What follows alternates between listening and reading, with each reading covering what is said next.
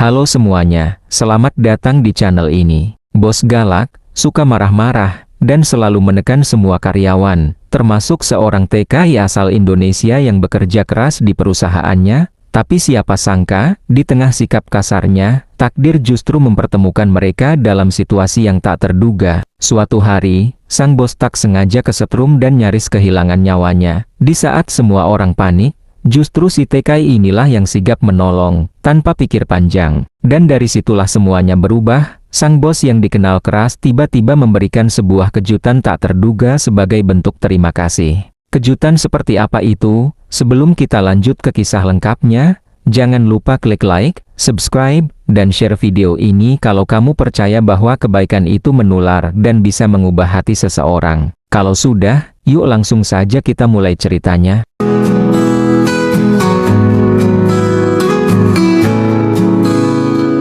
Welcome to Montesa Channel.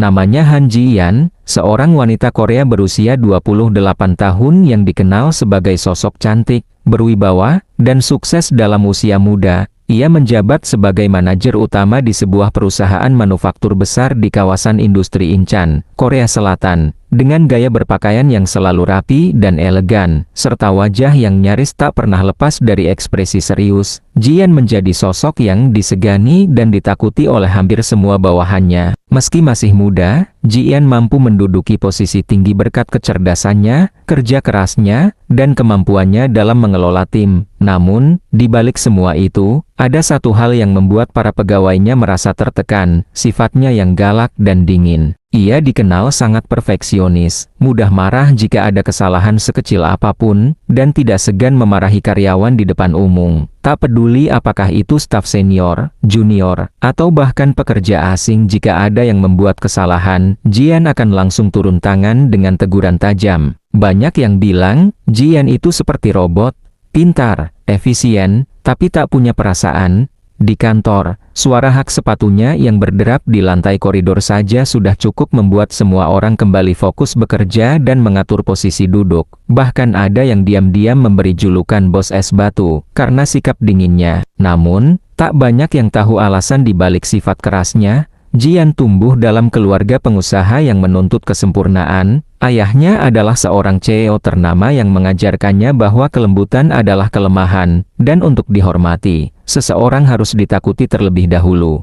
Ji-yeon menyerap prinsip itu sejak muda. Ia bekerja 2 kali lebih keras dari orang lain untuk membuktikan dirinya pantas memimpin. Bagi Ji-yeon, dunia kerja adalah medan perang. Tidak ada ruang untuk empati, apalagi belas kasihan. Itulah sebabnya, ketika perusahaan membuka lowongan untuk para pekerja asing, termasuk dari Indonesia, Ji-yeon memperlakukan mereka sama kerasnya atau bahkan lebih daripada karyawan lokal. Salah satu dari pekerja asing itu adalah seorang pria asal Indonesia yang baru beberapa bulan bekerja di pabrik tersebut. Ia tenang, jarang bicara, dan selalu terlihat fokus pada pekerjaannya. Tapi entah kenapa, Ji-yeon sering memperhatikannya, meskipun perhatian itu lebih sering disertai teguran atau omelan setiap kali si TKI ini melakukan kesalahan kecil. Jangan lambat, kalau tidak bisa kerja cepat, kau pulang saja ke negaramu, bentaknya suatu kali di depan banyak orang. Pria itu hanya menunduk, tidak membantah. Ia tahu posisinya, ia hanyalah seorang TKI, jauh dari rumah, bekerja demi keluarga, dan Ji-yeon hanyalah satu dari banyak atasan yang harus ia hadapi dengan sabar. Namun siapa sangka, dua dunia yang terlihat begitu bertolak belakang ini, perlahan akan saling mendekat. Lewat satu peristiwa yang tak terduga, semuanya akan berubah. Namanya Reski, pria sederhana berusia 29 tahun asal Indonesia yang merantau ke Korea Selatan demi mengubah nasib. Ia berasal dari keluarga petani di daerah pedesaan, tempat di mana kehidupan sehari-hari diwarnai kerja keras dan kesederhanaan. Sejak kecil, Reski sudah terbiasa membantu orang tuanya di ladang, terbiasa bangun pagi, dan terbiasa hidup tanpa banyak keluhan. Bermodalkan tekad dan doa dari orang tua, Reski mengikuti program tenaga kerja luar negeri dan akhirnya diterima bekerja di sebuah pabrik besar di kawasan industri Incheon. Di sanalah takdir mempertemukannya dengan Han Ji-yeon, si bos muda yang cantik namun galak. Reski tidak banyak bicara, ia tipe pekerja yang lebih memilih diam dan menyimak. Ia mengerti bahwa sebagai TKI, apalagi di negara seperti Korea yang menjunjung tinggi disiplin, ia harus bisa menyesuaikan diri, apalagi di tempat kerjanya. Tekanan datang bukan hanya dari pekerjaan, tapi juga dari sang atasan langsung Han Ji-yeon yang terkenal keras dan mudah tersulut emosi. Hampir setiap hari, Reski mendengar bentakan dan omelan, kadang bukan karena kesalahannya sendiri, tapi karena ia dianggap lambat, tidak mengikuti prosedur, atau hanya karena ekspresi wajahnya yang dianggap kurang sigap. Kalau begini terus, aku terpaksa potong jam kerjamu. Jangan membuat pabrik ini rugi hanya karena kamu tidak bisa kerja cepat, bentak Ji-yeon suatu hari ketika Reski terlambat menyerahkan laporan hasil kerja harian. Reski hanya menunduk, sakit hati, jelas, tapi ia memilih menahan semuanya. Ia sadar betul, ia bukan siapa-siapa di negeri orang. Ia datang ke Korea bukan untuk mencari kenyamanan, tapi untuk mengumpulkan rupiah demi keluarganya di rumah agar adiknya bisa lanjut kuliah, agar ibunya bisa berobat, agar dapur mereka tetap ngebul. Malam hari setelah pulang kerja, ketika yang lain tertidur, Reski sering duduk sendiri di lantai kamarnya, memandangi foto keluarganya di layar ponsel. Disitulah ia mendapatkan kembali semangatnya. Ia menenangkan diri, berkata dalam hati, besok harus lebih sabar lagi, lebih kuat lagi, demi mereka. Meski begitu, sikapnya tetap tulus kepada siapapun, termasuk rekan-rekannya dari negara lain. Reski dikenal sebagai pekerja yang tidak neko-neko, suka membantu, dan tidak pernah membalas marah dengan kemarahan. Bahkan ada beberapa pekerja lokal Korea yang diam-diam salut pada ketenangan dan kesopanannya. Namun, di balik semua ketenangannya, sebenarnya ada rasa penasaran yang sering terlintas dalam benak Reski. Apa bos Ji-yeon memang sebegitu keras hatinya? Kenapa tak pernah sekalipun aku lihat dia tersenyum, bahkan saat semua pekerjaan berjalan lancar? Pertanyaan itu terus menggantung, tanpa jawaban, setidaknya, belum saat itu. Yang tak pernah ia sangka adalah bahwa dirinya pria sederhana dari desa akan menjadi sosok yang mengubah hidup wanita yang selama ini tampak tak tersentuh itu. Lewat sebuah kejadian yang nyaris merenggut nyawa, benih-benih perubahan mulai tumbuh.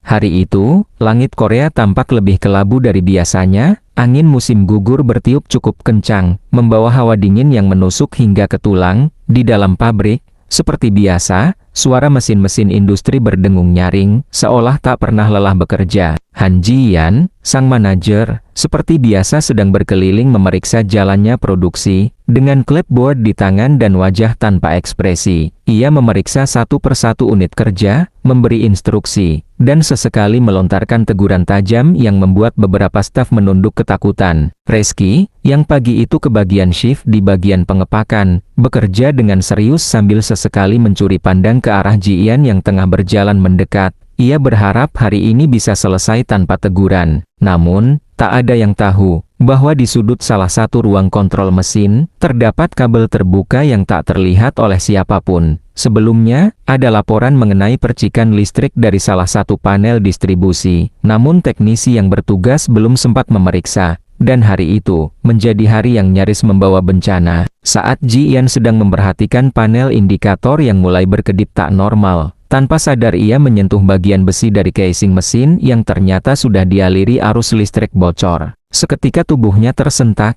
suara teriakan kecil keluar dari mulutnya, namun tubuhnya membeku, tak mampu melepaskan diri. Tangannya menggenggam logam yang menghantarkan sengatan, dan dalam sekejap wajahnya pucat, matanya membelalak. Karyawan yang berada di sekitarnya panik, beberapa langsung berteriak memanggil bantuan, namun tak ada yang berani mendekat. Mereka tahu betapa berbahayanya menyentuh seseorang yang sedang tersetrum bisa berakibat fatal bagi penolongnya juga. Waktu terasa berjalan lambat, semua orang hanya bisa menatap dengan rasa takut. Bahkan beberapa staf senior pun tampak kebingungan, tak tahu harus berbuat apa. Namun di antara kerumunan yang membeku itu, satu sosok bergerak. Reski. Tanpa ragu, ia melemparkan sarung tangannya dan berlari ke arah Ji-yeon. Di tengah teriakan "jangan, bahaya", ia nekat menerobos, mengambil sebatang kayu dari dekat rak logistik, dan memukul tangan Ji-yeon agar terlepas dari besi tersebut. Listrik padam seketika, dan tubuh Ji-yeon langsung jatuh ke lantai tak sadarkan diri. Reski pun ikut terjatuh. Ia sempat tersengat di bagian tangannya ketika membantu melepas kontak, membuat kulit tangannya melepuh dan wajahnya terlihat menahan sakit. Tapi yang paling penting, Ji-yeon selamat. Beberapa karyawan segera bergerak membawa keduanya ke rumah sakit. Suasana di pabrik berubah mencekam, semua masih tak percaya sang bos yang selama ini begitu kuat kini tergeletak tak berdaya, dan sang TKI yang selama ini sering dimarahi, justru yang menyelamatkan nyawanya. Dalam perjalanan ke rumah sakit, para medis mencatat bahwa jika saja Ji Yan terlambat dilepaskan beberapa detik saja, nyawanya bisa tak tertolong. Dan jika Reski tak bertindak secepat itu, mungkin tak ada yang cukup berani mengambil risiko seperti dirinya. Kejadian itu menyebar cepat di kalangan staf. Semua orang mulai membicarakan keberanian Reski, bahkan beberapa staf lokal mulai merasa malu karena saat itu, hanya dia yang bertindak.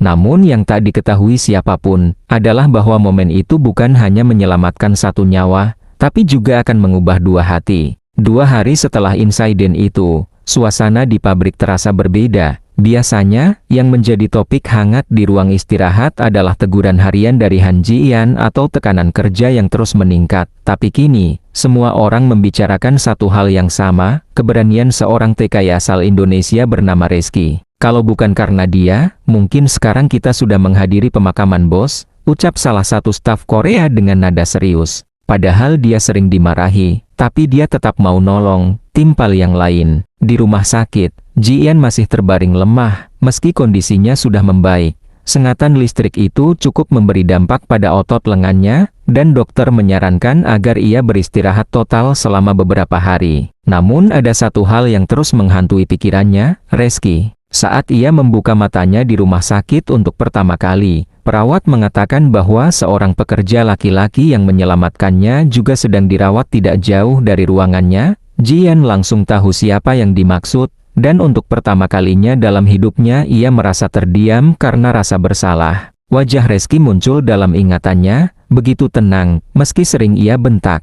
Ia bahkan ingat dengan jelas bagaimana ia pernah membuang file kerja Reski ke lantai hanya karena sedikit kesalahan angka. Namun kini, pria yang sering ia marahi itulah yang menyelamatkannya, bahkan dengan risiko melukai dirinya sendiri. Beberapa jam kemudian, Ji Yan meminta perawat mengantarnya ke ruangan Reski. Dengan tangan masih dibalut perban dan infus menempel di lengan, ia perlahan masuk ke ruang perawatan yang sederhana. Di sana, Reski sedang duduk di ranjang, tangannya tampak dibebat, dan ia sedang membaca pesan dari keluarganya di ponsel. Saat melihat Ji Yan datang, ia langsung mencoba berdiri namun buru-buru dicegah oleh perawat.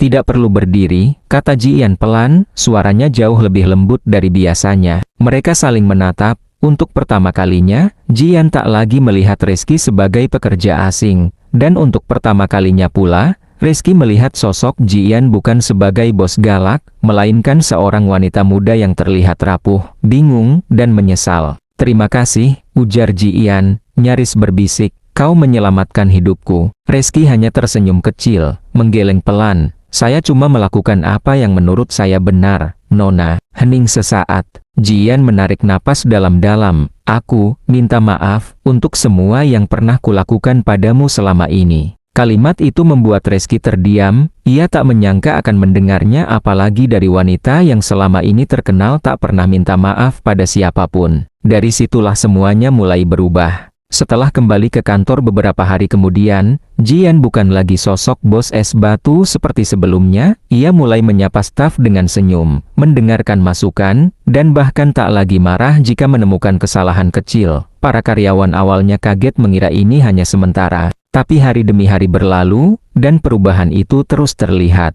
Yang paling mengejutkan, tentu saja, adalah sikapnya pada Reski. Ji Yan mulai sering memanggilnya bukan untuk memarahi, tapi menanyakan kondisi tangannya, menanyakan apakah ada yang bisa ia bantu. Bahkan suatu hari, Ji Yan diam-diam menyiapkan makan siang untuknya dan memberikannya di ruang istirahat, membuat semua orang yang melihatnya terkejut bukan main. Reski pun awalnya bingung, ia tetap bersikap sopan dan menjaga jarak.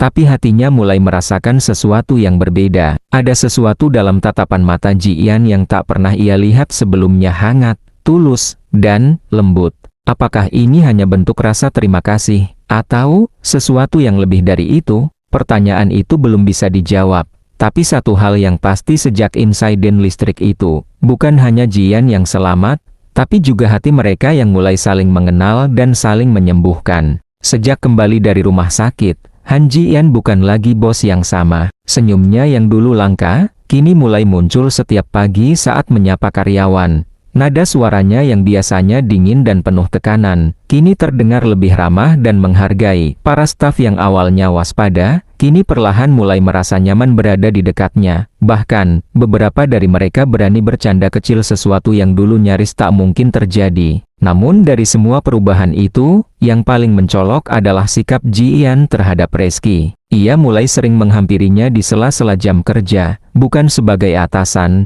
tapi lebih seperti teman. Ia bertanya apakah luka di tangan Reski masih sakit, apakah ia sudah makan, bahkan sempat menawarkan cuti tambahan agar Reski bisa beristirahat lebih lama. Tentu saja, semua perhatian itu jadi buah bibir di antara para staf. "Bos kita berubah banget ya, apalagi kalau udah deket si Reski," bisik salah satu karyawan sambil tersenyum geli. Reski sendiri awalnya canggung. Ia masih merasa aneh diperlakukan seperti itu oleh seseorang yang dulu hampir setiap hari memarahinya.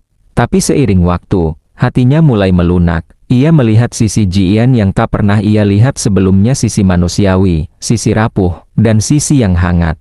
Suatu sore, setelah jam kerja selesai, Ji-yan menghampiri Reski yang sedang membersihkan area kerja. "Reski, kau sibuk malam ini?" tanyanya pelan. Reski menoleh, sedikit terkejut. "Tidak, kenapa ya? Aku ingin traktir makan malam." Anggap saja ucapan terima kasih. Tapi bukan sebagai atasan, sebagai teman. Butuh beberapa detik bagi Reski untuk menjawab. Ia bisa saja menolak. Tapi sesuatu dalam sorot mata Ji-yan membuatnya tak bisa berkata tidak. Malam itu, mereka makan bersama di sebuah restoran kecil di pinggiran kota.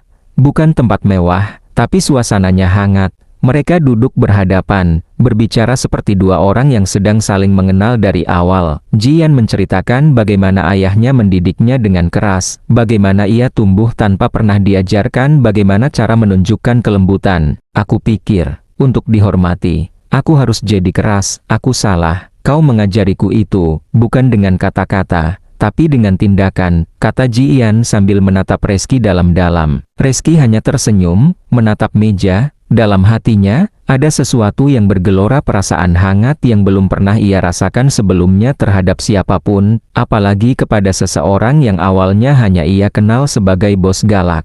Hari-hari berikutnya, kedekatan mereka semakin terlihat. Ji-yan sesekali mengirimkan kopi ke tempat kerja Reski, atau sekadar meninggalkan catatan kecil bertuliskan "semangat ya hari ini." Sementara Reski pun mulai membuka diri, menceritakan tentang keluarganya di Indonesia, tentang mimpinya punya usaha sendiri, tentang perjuangan hidupnya selama ini. Ji-yan mendengarkan semuanya dengan penuh perhatian. Dalam diam, ia menyadari satu hal, Reski bukan hanya pria baik yang menyelamatkan nyawanya, ia juga pria yang tanpa sadar telah menyentuh hatinya dengan kesederhanaannya, kesabarannya, dan hatinya yang tulus. Dan semakin hari, perasaan itu tumbuh, tak bisa dihindari. Yang awalnya hanya rasa terima kasih, perlahan berubah menjadi kekaguman, dan dari kekaguman, menjadi cinta. Namun Ji-yan tahu, perasaan ini bukan hal yang mudah. Ia seorang manajer di perusahaan besar, dari keluarga terpandang. Sementara Reski hanyalah seorang TKI yang datang dari negeri jauh. Dunia mereka berbeda, pandangan orang akan berbeda. Tapi hati, tak pernah memilih berdasarkan jabatan atau asal-usul. Lalu, tibalah saat di mana Ji-yan tahu bahwa ia harus mengambil langkah. Langkah yang akan menjadi kejutan terbesar dalam hidup Reski dan dalam hidupnya sendiri. Hari itu, suasana di pabrik terasa berbeda. Banyak staf yang mendadak dipanggil ke aula serbaguna, termasuk Reski. Tidak ada penjelasan resmi, hanya informasi singkat bahwa semua karyawan wajib hadir. Beberapa mulai berspekulasi mungkin ada pengumuman penting dari manajemen, atau mungkin akan ada inspeksi mendadak. Reski datang dengan wajah tenang, meskipun hatinya sedikit penasaran. Ia duduk di barisan belakang, seperti biasa, tidak ingin menjadi pusat perhatian. Namun ketika pintu aula terbuka dan Han Ji-yan masuk dengan langkah pelan, semua mata langsung tertuju padanya. Ji-yan hari itu tampak berbeda, bukan dalam balutan jas kerja seperti biasanya, melainkan gaun sederhana berwarna biru muda. Wajahnya tampak lebih lembut,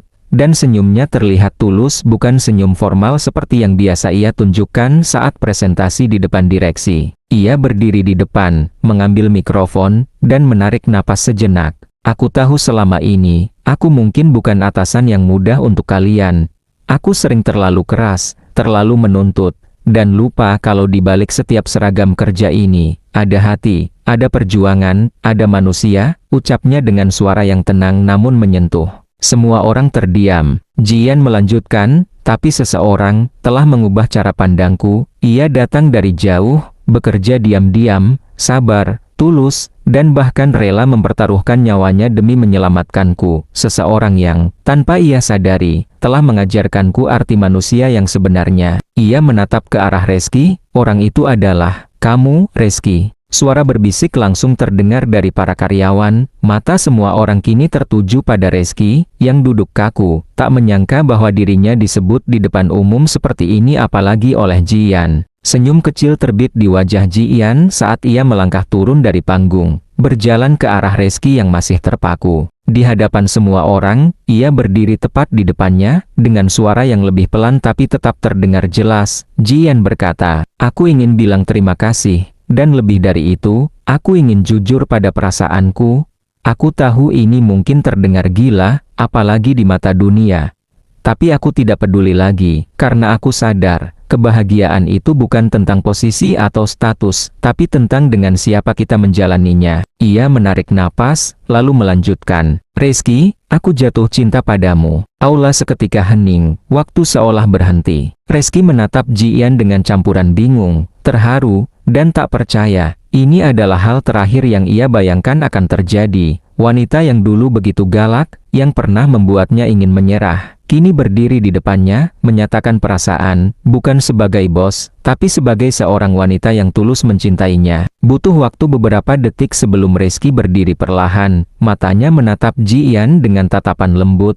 Ia tak pandai berkata-kata, tapi dalam suaranya yang pelan, ia berkata, "Saya juga nggak tahu kapan tepatnya, tapi saya mulai merasakan hal yang sama, Nona Jian." Senyum Jian melebar, ia menahan air mata, sementara tepuk tangan spontan mulai terdengar dari para karyawan, beberapa bahkan bersorak kecil. Tak menyangka kisah di balik layar kerja keras mereka ini ternyata berubah menjadi kisah cinta nyata. Setelah hari itu, hubungan mereka perlahan menjadi resmi. Jian tetap pada posisinya, tapi kini ia menjalankan peran sebagai manajer dengan hati yang lebih terbuka. Ia bahkan menjadi penggerak reformasi lingkungan kerja yang lebih manusiawi dan inklusif. Sementara Reski, ia tetap bekerja keras, tapi kini dengan semangat yang berbeda karena ia tahu, cintanya bukan hanya dihargai, tapi dibalas. Cinta itu tak mengenal batas bahasa, negara, atau status. Ia hanya butuh dua hati yang saling melihat kebaikan, bahkan di saat dunia menutup mata. Dan dari seorang TKI yang dulu hanya ingin mencari nafkah, kini ia telah menemukan sesuatu yang jauh lebih berharga, sebuah hati yang mencintainya apa adanya.